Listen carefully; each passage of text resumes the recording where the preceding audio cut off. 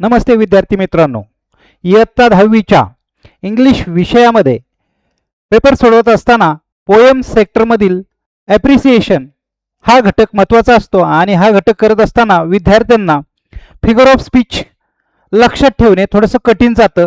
यासाठी मी आज या व्हिडिओमध्ये फिगर ऑफ स्पीच लक्षात कसे ठेवायचे याची ट्रिक्स तुम्हाला सांगणार आहे आणि आशा करतो की ही ट्रिक्स नक्कीच तुम्हाला तुमचा 1 मार्क वाचवण्यासाठी मदत करेल. चला पाहूयात फिगर ऑफ स्पीच लक्षात ठेवण्याच्या ट्रिक्स.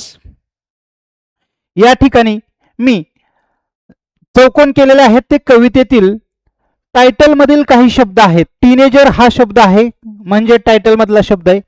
तसेच मून, स्टार्ट हे कवितेतील टायटल मधील शब्द आहेत की ज्याच्यामुळे तुम्हाला लक्षात राहील की हे कवितेचं नाव आहे.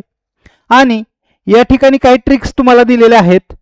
बघा, जर पहिला ए असेल तर त्याच्यासाठी ॲलिट्रेशन ही फिगर ऑफ स्पीच असते. जर नंतर ए वापरला तर ॲपॉस्ट्रॉफी, आय साठी इन्व्हर्जन आणि एम साठी मेटाफर. ह्या आयडिया तुम्ही लक्षात ठेवा. आता आपण पाहूयात की प्रत्येक कवितेचं फिगर ऑफ स्पीच कसं लक्षात ठेवायचं. पहिली कविता आहे टीनेजर्स, म्हणजे कवितेतील टायटलमध्ये टीनेजर हा शब्द आहे. तर मी लिहिलंय टीनेजर्सला एम असते. एम म्हणजे ध्येय. बघा, आता टीनेजरला एम असते. या ठिकाणी मी पिवळं केलेलं आहे अक्षर. आता याच्यामध्ये ए आलाय परंतु नंतर आलाय, म्हणजे पहिला ए नाहीये. A for apostrophe, I for inversion, M for metaphor आहे की नाही बेस्ट. चला पुढच्या कवितेसाठी पाहूयात. मून ही एक कविता आहे. याच्यामध्ये सुरुवातीला ए जोडलाय, याला पहिला ए बोलतो. मग पहिला ए म्हटलं की एलिट्रेशन आहे या कवितेमध्ये. तसेच पुढे बोललोय अ मून रिपीट येतो.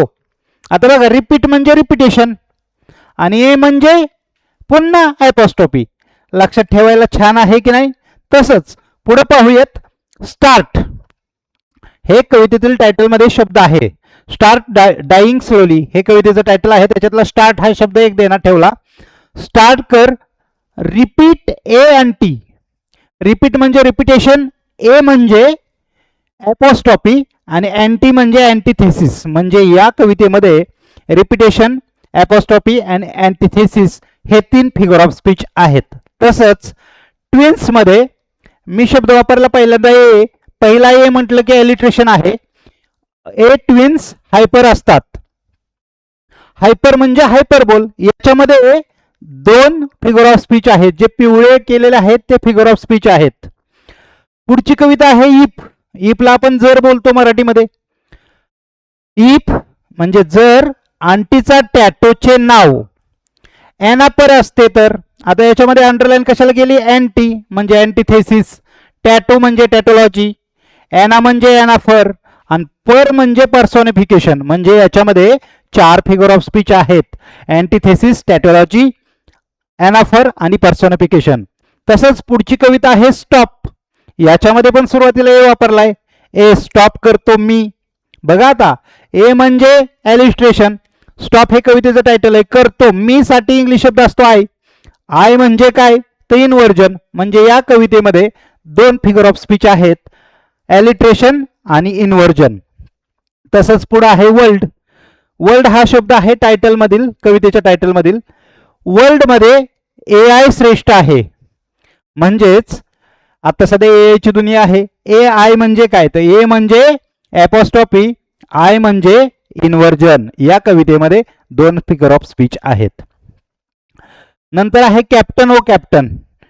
हे कवितेचं टायटल आहे. त्याच्यातला कॅप्टन हा पर्सन रिपीट टॅटो काढतो. आता याच्यामध्ये बघा 3 पिवळ्या लाईन आहेत. पर्सन म्हणजे पर्सनिफिकेशन, रिपीट म्हणजे रिपिटेशन आणि टॅटो म्हणजे टॅटोलॉजी. म्हणजे याच्यामध्ये 3 फिगर ऑफ स्पीच आहेत. बघा बाळांनो, तुम्हाला फिगर ऑफ स्पीच चांगल्या तऱ्हेने लक्षात ठेवण्यासाठी मी काही ट्रिक्स दिलेल्या आहेत आणि नक्कीच तुम्हाला याचा पेपरमध्ये फायदा होईल. धन्यवाद.